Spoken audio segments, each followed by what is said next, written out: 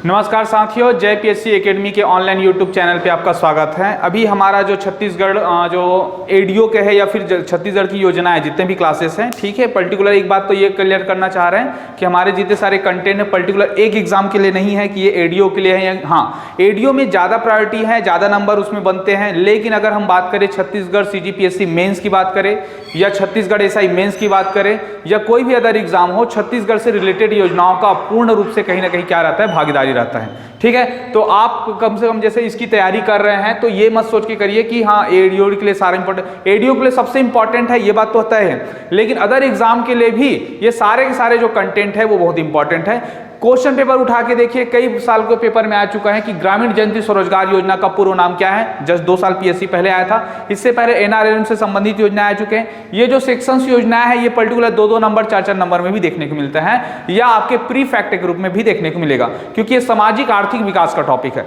और सामाजिक आर्थिक विकास हमारे सीजीपीएससी प्री में भी लिखा हुआ है, मेंस में भी लिखा हुआ है, ठीक है। ओके, तो अब हम लोग देखते हैं कि आगे का जैसे हमारा जो आज का जो इकाई 2 है इसमें हमने छत्तीसगढ़ की जितने इंफ्रास्ट्रक्चर रिलेटेड योजनाओं को देखा था। इसके बाद हमारा जो टॉपिक आता है वो आता है ग्रामीण जयंती स्वरोजगार योजना, ठीक है।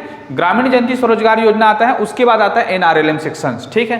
तो आज हम सबसे इंपॉर्टेंट टॉपिक पढ़ने वाले हैं जो एडीओ एग्जाम के सबसे ज्यादा टॉपिक है। मतलब इसे हालांकि एक ही वीडियो है लेकिन ये कहीं ना कहीं बेस है एनआरएलएम का, और एनआरएलएम जो काम कर रहा है वह इसी बेस के आधार पर काम कर रहा है, ठीक है। थोड़ा सा हम इसकी पृष्ठभूमि में जाना चाहे, ये जो शुरुआत हुआ था योजना ग्रामीण जयंती रोजगार योजना, ठीक है, ये 1999 में शुरुआत हुआ था। इससे पहले जो था 1997 में, कब आया था, 1997 में, 1997 में एक्चुअली क्या हुआ था कि भारत सरकार आजाद हुआ। देखो भारत सरकार कब आजाद हुआ था, मतलब भारत कब आजाद हुआ था, 15 अगस्त 1947 को। इसके 50 ईयर्स में क्या हुआ, एक शहरी स्वरोजगार योजना की कार्यक्रम की चालू की गई, शहरी स्वरोजगार योजना। तो शहरी स्वरोजगार योजना की शुरुआत की गई, तब माना गया कि हम ग्रामीण स्तर पे सेम अप्रोच पे यही योजना लेके आते हैं। तो उसके 2 साल बाद 99 में, ठीक है, डेट के साथ याद रखेंगे, 1 अप्रैल 1999 को ग्रामीण जयंती स्वरोजगार योजना की शुरुआत हुई, ठीक। ये जो योजना था बाद में आजीविका मिशन के रूप में भी जाना गया। ये भी बहुत इंपॉर्टेंट डेट है, 1 अप्रैल 2014 देखेंगे, ठीक है। तो ये 14 में लॉन्च हुआ था जो एनआरएलएम के रूप में, ओके, ये हो गया।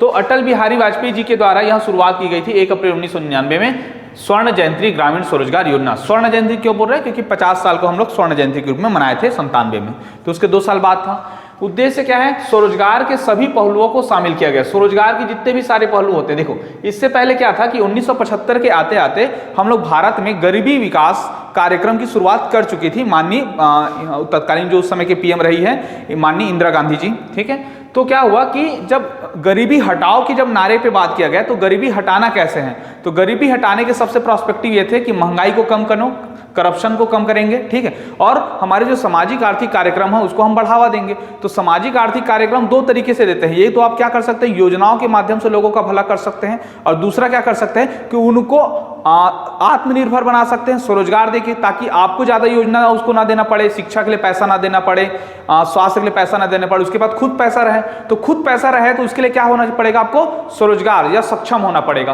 तो मूल उद्देश्य इसका ये था कि स्वरोजगार के जितने भी पहलू होते हैं, अब स्वरोजगार के कितने पहलू हो सकते हैं समझिए। एक होता है आपका क्या होता है, ट्रेनिंग, सबसे इंपॉर्टेंट क्या होता है, ट्रेनिंग होना। दूसरा होता है शिक्षा, देखिए हम लोग यहां लिख सकते हैं जैसे कि कुछ दिख रहा होगा तो आपको, एक होता है शिक्षा, एक होता है आपका ट्रेनिंग, ठीक है, एक होता है आपके संसाधन, आपको संसाधन से संपन्न किया जाएगा, एक होता है संगठन, ठीक है, आपको संगठन किया जाएगा, एक होता है वित्तीय सेवा देना जाके आपकी बैंकिंग लिंकेज हो जाए, ठीक है। और इसके साथ साथ आपका आता है कि नए जो सेक्टर हैं, नए सेक्टर हैं, ठीक है, उनको बढ़ावा दिया जाए। ये सारे के सारे किस लिए किया जाएगा, स्वरोजगार के लिए। इसीलिए हमने यहाँ पे लिखा है, हालांकि बाद में और बताऊंगा कि स्वरोजगार नहीं कहला, खासतौर पर इसको स्वरोजगारी कहेंगे, जितने भी लाभार्थी होंगे उसको लाभार्थी नहीं कहेंगे। लाभार्थी का मतलब होता है इसका लाभ ले रहा है, जबकि इसका उद्देश्य क्या था, स्वरोजगार देना, ठीक है। चलिए, तो एसएचजी क्या होता है, एसएचजी में क्या होगा, सेल्फ हेल्प ग्रुप। कल के डेट में आप एनआरएलएम पढ़ेंगे तो सारा टॉपिक इसी पे रहेगा, महिला। सेल्फ हेल्प ग्रुप मतलब होता है स्वयं सहायता समूह। स्वयं सहायता समूह के बारे में और डिटेल में जानेंगे। ये प्रोफेसर यूनुस हो, बांग्लादेश के, कहाँ के थे, बांग्लादेश के थे प्रोफेसर यूनू नाम था इनका, ठीक है। 2006 में एक कॉन्सेप्ट लेके आए थे, इसके लिए इनको नोबेल प्राइज भी मिला है कि क्यों ना हम एक ऐसा संगठन बताएं लोकल लेवल पे, और वो क्या करे, उसी संगठन पे थोड़ा थोड़ा पैसा जमा करे, उस पैसा से क्या कर सकते हैं, वित्तीय सेवा का भी लाभ उठाए, प्लस सरकार भी उसको सपोर्ट करे, जिससे क्या कर सके, वो वित्तीय रूप से आत्मनिर्भर और स्वरोजगारी हो सके। ये कॉन्सेप्ट को हम लोग बोलते हैं एसएचजी कॉन्सेप्ट। तो एसएचजी का क्या था, सेल्फ हेल्प ग्रुप, ठीक है। सेल्फ हेल्प ग्रुप में प्रशिक्षण दिया जाएगा, ठीक है, आपको ऋण दिया जाएगा इन ग्रुपों के माध्यम से। उसके बाद आपको टेक्नोलॉजी भी दी जाएगी, जैसे कि कोई भी आजकल क्या हो रहा है कि तेल लगाने का पेंट हो गया या फिर कुछ और अलग गोबर से पेंट बनाने के हो गए। जैसे हमारा जो बजट आया था, उस बजट में जो बिपक्रेज बनाया था, ठीक है, वो जो बक्सा बनाया था वो भी स्वयं सहायता समूह के महिलाओं के द्वारा बनाया गया था। गोबर से पेंट से लेके जितने भी हमारे जो इनोवेशन होते हैं, नवाचार होते हैं, वो सब आप टेक्नोलॉजी के माध्यम से कर सकते हैं। बुनियादी हमारा जितने भी हमारा आवश्यकता होगा उसकी पूर्ति किया जाएगा। तो सारे के सारे का जड़ या सारे का मेन की पॉइंट क्या था, एसएचजी, सेल्फ हेल्प ग्रुप, स्वयं सहायता समूह, ठीक है। इसका ढांचा हो गया, इसके लिए मार्केट तैयार करना हो गया ना, जैसे मार्केट तैयार करना हो गया, जैसे हम लोग राजस्व हो गया या फिर कोई भी हमारा जो सांस्कृतिक जो महोत्सव होते हैं या फिर हमारे जो सरकारी महोत्सव होते हैं, वहाँ पे देखेंगे कि बस्तर से लेके सरगुजा से लेके सारे लोकल जो होते हैं अपना प्रोडक्ट लेके आते हैं, जबकि सब के सब क्या है, सेल्फ हेल्प ग्रुप के माध्यम से हुआ है, ठीक। तो ये सारा चीजें तो हो गया। अब हमारा बात आता है जो एडीओ में तो नहीं, सीजीपीएससी मेन से पूछा गया था 2020 में कि स्वर्ण जयंती ग्राम स्वरोजगार योजना किन योजनाओं से मिलकर बना हुआ है, ऐसे करके पूछा हुआ था, ठीक है। तो क्या हुआ कि सेल्फ हेल्प ग्रुप जो खासतौर पे ये जो योजना था, ये योजना टोटल 6 योजनाओं से मिलकर बना हुआ है। क्वेश्चन तो आपको यहीं से डायरेक्ट देखने को मिलेगा। देखिए 6 योजना शामिल है, इसको 6 योजनाओं को शामिल किया गया तब जाके ये योजना बना, ठीक है। तो इससे पहले बना होगा योजना, नॉर्मल बात है, क्योंकि कोई भी योजना जब बन रहा है इसका मतलब है कि वो पहले संचालित था, उसको बाद में मर्ज किया गया, मतलब विलय किया गया, ठीक। तो 1979 के आसपास आरआईडीपी की शुरुआत हुई थी, आरआईडीपी, ठीक है। पहले इंग्लिश में देखेंगे, 79 में ही ट्राइसेम बना था, 82 में बना था ड्वाकरा, 92 में बना था सित्रा, 1993 में बना था MWS और 1997 में बना था GKY, ठीक है। 1979 पे जब RIDP बना था, इसका फुल फॉर्म होता है मतलब इंटीग्रेटेड रूरल डेवलपमेंट प्रोग्राम, मतलब एकीकृत ग्रामीण विकास कार्यक्रम, ठीक है। ग्रामीण विकास कार्यक्रम चालू हुआ था, एकीकृत ग्रामीण विकास कार्यक्रम। दूसरा जो ट्राइसेम है, ट्राइसेम का फुल फॉर्म होगा, इसका फुल फॉर्म भी पूछेगा ना, ठीक है, एडीओ के एग्जाम या वनडे एग्जाम में। ट्राइसेम का मतलब क्या होता है, ट्रेनिंग टू रूरल यूथ, ठीक है, Y for youth, S for हो जाएगा सेल्फ एम्प्लॉयमेंट के लिए हम क्या करेंगे, रूरल जो यूथ होते हैं उसके लिए हम ट्रेनिंग लगाएंगे।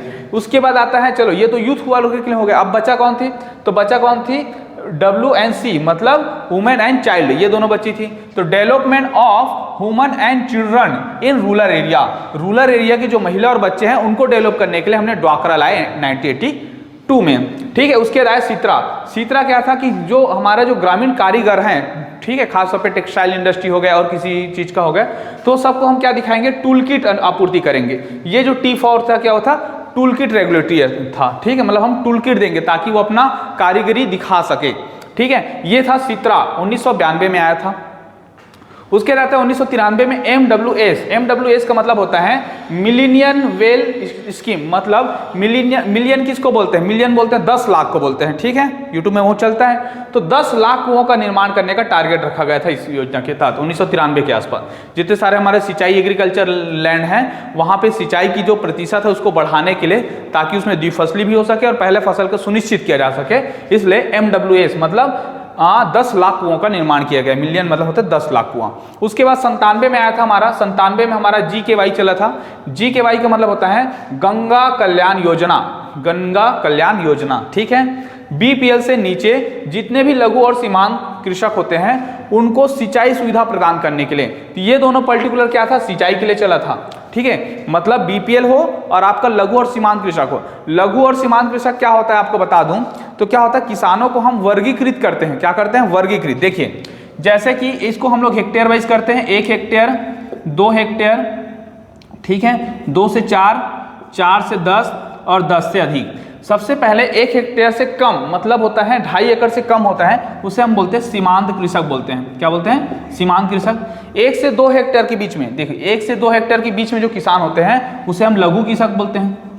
2 से 4 वाले को अर्ध मध्यम कहा जाता है, अर्ध मध्यम, 4 से 10 वाले को मध्यम कहा जाता है और 10 से अधिक वाले को वृहद किसान कहा जाता है। ठीक है, वृहद किसान। तो इस प्रकार से कैटेगराइज होते हैं। भारत में ज़्यादातर सीमांत और लघु कृषक ज़्यादा मिलते हैं क्योंकि जमीनों का बंटवारा बहुत ज़्यादा हो चुका है, जनसंख्या बहुत ज़्यादा है, तो इस वजह से लघु और सीमांत कृषकों के लिए सिंचाई सुविधा प्रदान करना, ये था हमारा GKY, गंगा कल्याण योजना। ठीक है, तो ये हुआ हमारा क्या फुल फॉर्म हो गया योजनाओं का। ठीक है, क्या कहना चाह रहा था ये बताएं। अब हम क्या करते हैं, एक एक योजना को पूरे डिटेल में पढ़ते हैं। ठीक है, देखिए स्लाइड थोड़ा से ऊपर नीचे बना है, लेकिन आप एडजस्ट करिए, मैं आपको अच्छे से समझाते जाऊंगा। इसमें एक टॉपिक ये बच गया डब्बे वाला, क्या था, व्यय अनुपात। व्यय अनुपात मतलब इस योजना में केंद्र और राज्य कितने प्रतिशत खर्च करेंगे। ठीक है, हर योजना में मैं बताते आ रहा हूं। तो अगर हम इससे बात करें, पूर्वोत्तर राज्यों को अगर छोड़ दिया जाए, मतलब पूर्वोत्तर राज्य या IAP जिला, जिसमें क्या बोलते हैं कि विशेष राज्य का दर्जा नहीं प्राप्त है, वहां पे ये जो चल रहा था 75-25 का रेशियो चल रहा था। 75% सेंट्रल गवर्नमेंट दे रहा था और 25% राज्य सरकार का रहता है। लेकिन अगर हम बात करें पूर्वोत्तर राज्यों का, तो वहां पे 90-10 का रेशियो चल रहा है। 90% जो रहेगा पर्टिकुलर आपका सेंट्रल गवर्नमेंट का और 10% जो रहेगा ये। इसे पूर्वोत्तर राज्य में सिक्किम को भी ऐड करना है, याद रखना है, किसको ऐड करना है, सिक्किम को भी ऐड करना है। ठीक है, पूर्वोत्तर राज्य में। ठीक, तो ये हो गया, इसमें ज्यादा कुछ था नहीं। अब हमारा जो आता है, एक एक योजना को हम डिटेलीकरण के साथ पढ़ेंगे। ठीक है, उसके बाद मैं ये ऊपर का स्लाइड बाद में बताऊंगा, अभी मैं बीच में जो ये योजना है उनको बता रहा हूं। मैंने ऐसे बीच बीच में लिखा हुआ पढ़ते जाता हूं। ठीक है, देखिए 1979 में IRDP की शुरुआत हुई, एकीकृत ग्रामीण विकास कार्यक्रम, इंग्लिश में बोलेंगे English integrated rural development programme. ठीक है, लघु किसान विकास योजना, पहले इसका क्या नाम था करके क्वेश्चन आएगा, तो ये पहले किस नाम से जाना जाता था IRDP, तो पहले इसको लघु किसान विकास योजना कहते थे।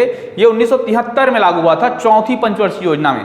पंचवर्षीय योजना का भी हम एक वीडियो बनाएंगे कि कौन कौन सी पंचवर्षीय योजना का ईयर कौन कौन से था और कौन कौन से डेवलपमेंट विकास हुआ, क्योंकि सारा का सारा सोशल इकोनॉमिकल डेवलपमेंट का टॉपिक है। ठीक है, तो ये हो जाएगा लघु किसान विकास योजना, चौथी पंचवर्षीय योजना में 73 पे। क्या था इस योजना में, तो इस योजना में क्या था, 3 इसके हितग्राही थे। सीमांत जोत वाले किसान, सीमांत जोत वाले किसान अभी बताया 1 हेक्टेयर से कम किसान, दूसरा लघु जोत वाले किसान मतलब 1 से 2 हेक्टेयर वाले किसान, और तीसरा क्या था, खेतीहर किसान। खेतीहर किसान उसे बोलते हैं जिसका आय 50% एग्रीकल्चर पे डिपेंडेंट हो, कृषि से ही आता हो। 50% मतलब सपोज दैट मेरे घर में 10,000 की आय है और 5,000 जो है वो एग्रीकल्चर से आता हो, ठीक है, या उससे ज्यादा आता हो, उसे हम खेतीहर किसान कहेंगे। ठीक है, तो ये खेतीहर किसान, तो 3 इसके थे, सीमांत जोत वाले, लघु जोत वाले और खेतीहर किसान। अब क्या था कि इसमें जैसे कि पर्टिकुलर मैं इस योजना बस की बात कर रहा हूं IRDP का, तो इसमें जो रेशियो था वो क्या था, 50-50 का रेशियो था। 50% केंद्र का, 50% राज्य का था। ठीक है, 50-50 था इसी योजना बस में। ओवरऑल तो मैं बता दिया 75-25 का। अब आता है इसमें, जैसे कि अगर हम लोग इसकी बात करें कि कितना % हमारा क्या रहेगा, सब्सिडी रहेगा या भागीदारी रहेगा, ऐसे करके, तो भागीदारी के साथ साथ हम बताते हैं 25% लघु सीमांत कृषकों के लिए था, 33% था श्रमिक जो कारीगर होते हैं उनके लिए था, 33% श्रमिक कारीगर के लिए, और 50% जो था ST/SC के लिए था। इनको हमने अलग अलग और तोड़ के रखा था। ग्रामीण विकास की बात करते हैं तो ग्रामीण में कौन कौन मिलते हैं, लघु और सीमांत कृषक मिलते हैं 25%, ग्रामीण श्रमिक कारीगर मिलते हैं, बढ़ई हो गए, लोहार हो गए, ये सब, ये 33%, और 50% ST/SC के लिए था। इस प्रकार से यह कहीं ना कहीं रूरल डेवलपमेंट का पहला योजना था और बहुत ही शानदार काम किया। ठीक है, तो पूरा चीजें हो गया IRDP का। अब हम दूसरा आते हैं किसमें, ट्राइसेम में आते हैं। ठीक है, ट्राइसेम में आता है, तो ट्राइसेम का फुल फॉर्म हम बता दिए थे, training to rural youth for self employment. ठीक, तो इसका उद्देश्य क्या था, प्रतिवर्ष 2 लाख लोगों को ट्रेनिंग देना था। इनका क्या था, 2 लाख लोगों को क्या करना है, ट्रेनिंग देना था ट्राइसेम में। ठीक है, जिसमें से 50% ग्रामीण युवक होना चाहिए जो ST/SC वर्ग का हो, और 40% क्या होना चाहिए, महिला होना चाहिए। ठीक है, ये 50% होगा, हाँ 50% ग्रामीण युवक होगा, 50% महिला हो जाएगा ट्राइसेम के अंतर्गत। ठीक है, तो ये आपको याद रखना है, ST/SC हो जाएगा, ग्रामीण युवक 50%, 50% महिला। महिला या युवक जो होंगे उसकी उम्र कितना होना चाहिए, 18 से 35 वर्ष तक के। ठीक है, तो 18 से 35 वर्ष तक के यूथ की परिभाषा उस समय वैसे ही था, 18 से 35 वर्ष तक के लाभार्थी इसके तहत ट्रेनिंग ले सकते हैं। प्रतिवर्ष कितना था, 2 लाख लोगों को ट्रेनिंग देना था। ठीक है, चलिए अब हम लोग बढ़ते हैं, ये आता है हमारा 1982 में ड्वाकरा। ड्वाकरा में क्या था, WAC वुमेन एंड चाइल्ड को फोकस किया गया, development of women and child in rural areas. ठीक है, रूरल एरिया पे हमारे जो महिला और बच्चे हैं उनको डेवलप करने के लिए लाया गया। इसमें कितना एज डाला गया था, 18 से 35 वर्ष की महिला। ठीक है, प्लस BPL महिला हो गया, या BPL महिला हो गया, या 18 से 35 वर्ष की महिला हो गया। ठीक है, अब क्या होता है, RF एक नया शब्द है, चक्री निधि जब मिलेगा तो आपको 25,000 रुपये प्रदान किया जाएगा आरएफ चक्री निधि के रूप में। अब ये आरएफ क्या होता है इसको मैं और डिटेल में नेक्स्ट वीडियो में लेके आऊंगा एनआरएलएम के तहत, ठीक है। लेकिन अभी थोड़ा सा मैं बता देता हूं क्या होता है। जैसे कि अगर हम लोग बात करते हैं, किसकी बात करते हैं, एसएचजी का, स्वयं सेल्फ हेल्प ग्रुप का स्वयं सहायता समूह जब बन जाता है और 3-4 महीने जब हो जाते हैं, लोगों को लगता है कि हाँ हम लोग क्या कर रहे हैं, थोड़ा बहुत इन्वेस्टमेंट कर रहे हैं, थोड़ा बहुत पैसा जमा हो रहे हैं, पैसा जमा हो रहा है तो हमें कुछ बैंक वाले भी अप्रिशिएट कर रहे हैं कि आप कुछ करो, कुछ ऋण ले लो ऐसे करके। तो शुरू में जैसे 6 महीना जब कंडीशन लेवल पे आ जाता है, ऑपरेशन लेवल पे, तब आपको आरएफ के रूप में 15,000 की राशि मिलता है। कितना मिलता है? 15,000 की, ठीक है। आरएफ मतलब होता है रिवॉल्विंग फंड, इसका इंग्लिश नाम क्या है? Revolving fund. रिवॉल्विंग फंड को हम लोग बोलते हैं चक्री निधि, चक्री निधि, ठीक है। तो ये जो चक्री निधि के रूप में इस योजना में 25,000 मिल रहा है, हालांकि एसएचजी वाला जो प्रोग्राम है उसमें 15,000 ही मिलता था। तो अब ये जो 25,000 रुपये प्रदान किया जाता था ड्वाक्रा के तहत, उसमें अगर हम लोग बात करें किस किस की भागीदारी थी, तो 40% केंद्र दे रहा था, 40% राज्य सरकार और 20% यूनिसेफ दे रहा था। यूनिसेफ क्या होता है? तो संयुक्त राष्ट्र संघ का, ठीक है, एक ऐसा पर्टिकुलर संस्था है जो महिला, बच्चों और सांस्कृतिक कार्यक्रम के क्षेत्र में योगदान देता है, ठीक है। तो ये यूनिसेफ और एजुकेशन के एरिया में भी काम करता है। तो ये यूनिसेफ 20% का भागीदारी दे रहा था ड्वाक्रा में, याद रखना है इसको। सेंट्रल 40, राज्य 40 और 20% यूनिसेफ, ठीक है। 25,000 की राशि। आरएफ याद रखना है, बीपीएल याद रखना है, 1835 याद रखना है। ये हो गया हमारा तीसरा योजना, 1982 में आया था। अब आता है उसके 10 साल बाद 1992 में सित्रा आया था। सित्रा, SITRA, ग्रामीण कारीगरों को बेहतर टूलकिट आपूर्ति करना था ताकि वो तकनीकी और कौशल व स्वरोजगार रूप से फायदा ले सके उसका, ठीक है। क्योंकि आपके पास इंस्ट्रूमेंट नहीं होंगे, तकनीक नहीं होगी, उपकरण नहीं होगा तो आप कैसे काम करेंगे, ठीक है। आगे आता है MWS, मिलियन वेल स्कीम, इसको बता दिया। 10 लाख कुओं का निर्माण और गंगा कल्याण योजना भी बता दिया, ठीक है। तो ये सारा चीजें हो गया। अब आते हैं हम लोग ऊपर वाले सेक्शंस पे, यहाँ पे हम लोग फोकस कर रहे हैं। यहाँ पे दिया हुआ है उद्देश्य। उद्देश्य का क्या है कि इसका उद्देश्य क्या था, ओवरऑल उद्देश्य सबका योजना का। तो प्रत्येक स्वरोजगारों को, देखो मैंने हर बार क्या कर रहा हूँ, लाभार्थी ना उपयोग करके स्वरोजगार उपयोग कर रहा हूँ, इस बात को आप ध्यान देंगे, ठीक है। तो प्रत्येक स्वरोजगारों को 2,000 तक के प्रति माह आय सुनिश्चित करना था। सबसे पहला हमारा जो टारगेट था उस समय की, जब मतलब इसमें कि 2,000 रुपये कम से कम उसको मिल सके, इतना हमें स्कीम या इतना सारा इंफ्रास्ट्रक्चर बना के रखें, ठीक। दूसरा, गरीबी को दूर करना है आपको। गरीबी दूर करना कैसे करेंगे? तो आपको तकनीक देंगे, ट्रेनिंग देंगे, तकनीक देंगे, ट्रेनिंग देंगे, शिक्षित करेंगे, ठीक है, संगठन प्रदान करेंगे, और इस सबको हम बोलते हैं क्षमता निर्माण, ठीक है। क्षमता निर्माण का मतलब होता है कि आप में हम ऐसा क्षमता ला देंगे ताकि आप 2,000 कम से कम कमा सको, ठीक है। अब ये आपका क्या होगा, ट्रेनिंग हो जाएगा, आपका शिक्षा हो जाएगा, प्रशिक्षण हो जाएगा, आपकी बैंकिंग सहायता हो जाएगा, ऋण हो जाएगा, सब्सिडी हो जाएगा, विपणन हो जाएगा, सारा चीजें मिला के होता है। तो एक इंटीग्रेटेड अप्रोच आप उद्देश्य में लिख सकते हैं, ठीक। अब इसके लिए एजेंसी बात करते हैं कि कौन कौन एजेंसी हमारे आसपास दिखेंगे, एसएचजी या फिर स्वर्ण जयंती ग्रामीण स्वरोजगार योजना में। तो एक तो एनजीओ काम कर रहे हैं बहुत सारे सेक्टर में, यूनिसेफ के एनजीओ हो गया, अलग अलग संस्थान के स्वास्थ्य से रिलेटेड हो गया और ग्रामीण विकास से संबंधित हो गया, पंचायत हो गया, बैंक हो गया, जिला विकास कार्यालय हो गया, ठीक है। तो ये सारे सेक्शंस अलग अलग और रूप में आपको देखने को मिलेंगे। यह सबके सब कैसे काम करते हैं? क्लस्टर आधारित काम करते हैं। क्लस्टर क्या होता है? एक नई चिड़िया फिर आएगा, क्लस्टर। क्लस्टर क्या होता है? जैसे कि आप एडीओ के प्रशासन में जाएंगे, जब एडीओ के रूप में बन के आएंगे तो आप क्लस्टर, एक क्लस्टर जो होता है उसमें 4 से 5 एडीओ होते हैं। वो क्या करते हैं, अपने अपने जो ब्लॉक को बांट लेते हैं। जैसे कि एक छुई खदान ब्लॉक है, उसमें 4 एडीओ हैं, तो वो क्या करेंगे, अपने गांव का वितरण कर लेंगे और उस गांव में क्या करेंगे, एनएसजी को, मतलब एसएसजी को एम्प्लॉयमेंट है, रूरल डेवलपमेंट कैसे चल रहा है कि नहीं चल रहा है, वो सबका निगरानी करते हैं। तो गांव का ऐसा समूह ना, या अपने सुविधा के आधार पर बनाया गया चीज को, जो संगठन होता है उसको हम क्लस्टर बोलते हैं। तो ये लोग क्लस्टर आधारित काम करते हैं, एक्टिविटी क्लस्टर और ग्रुप क्लस्टर करके। आगे और मिलेगा, हम लोग नेक्स्ट की वीडियो में लाएंगे तो क्लस्टर में बहुत डिस्कस करेंगे, ठीक है। चलिए, तो ये हो गया कौन सा, एजेंसी, एनजीओ, पंचायत, बैंक, जिला विकास कार्यालय और क्लस्टर, ठीक। अब आता है हमारा, देखते हैं कि यहाँ पे सब्सिडी रेट कितना मिलेगा। सब्सिडी रेट कितना है इसका, ठीक है। मतलब क्या होगा कि जब पैसा सा मिलेगा तो सब्सिडी रेट कितना है। देखो ये दोनों टॉपिक है, 4 किस्त और सब्सिडी रेट, दोनों को होल्ड करता हूँ। अभी मैं पढ़ाता हूँ, यहाँ पे नीचे आइए। शामिल सदस्य कौन कौन होगा, तो शामिल सदस्य में हम लोग देखेंगे समस्त बीपीएल परिवार। समस्त बीपीएल परिवार मतलब 100% बीपीएल वाले, ठीक है। 100% बीपीएल मतलब जितने भी लोग बीपीएल कार्ड के अंतर्गत आते हैं, सारे के सारे को तो कवर करना है। उनमें से कम एक महिला होना भी जरूरी है। जैसे कि 10 बीपीएल वाले सदस्य हो गए तो 10 सदस्य में से 1 सदस्य तो महिला होना जरूरी है, क्योंकि हम महिला आधारित अप्रोच को भी लेके चल रहे हैं, ठीक है।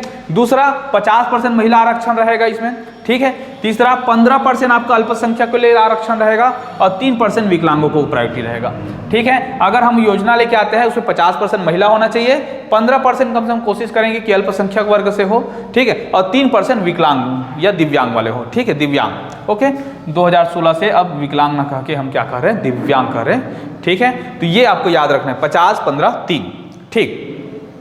स्वरोजगारी ना कह के लाभार्थी कहेंगे, ये भी बता दिया। अब आता है पात्रता, कैसे पात्रता होगा।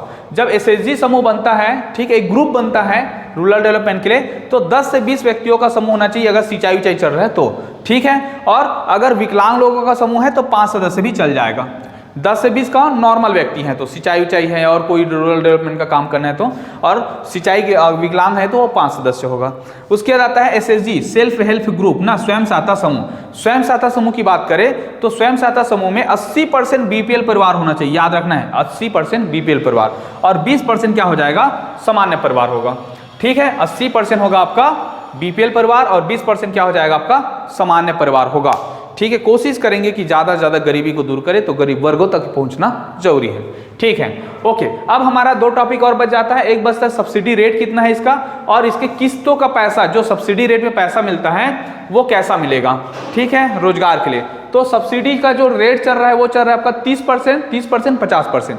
30% चल रहा है 15,000, अधिकतम राशि कितना हो जाएगा, 30% में 15,000 हो जाएगा अगर सामान्य व्यक्ति है तो, ठीक है। और 20,000 रुपये हो जाएगा अगर एसटी एससी या विकलांग है तो। 3 सेक्शन बोला हूं, एसटी एससी विकलांग तीनों में कितना मिलेगा, 20,000 तक अधिकतम राशि मिलेगा।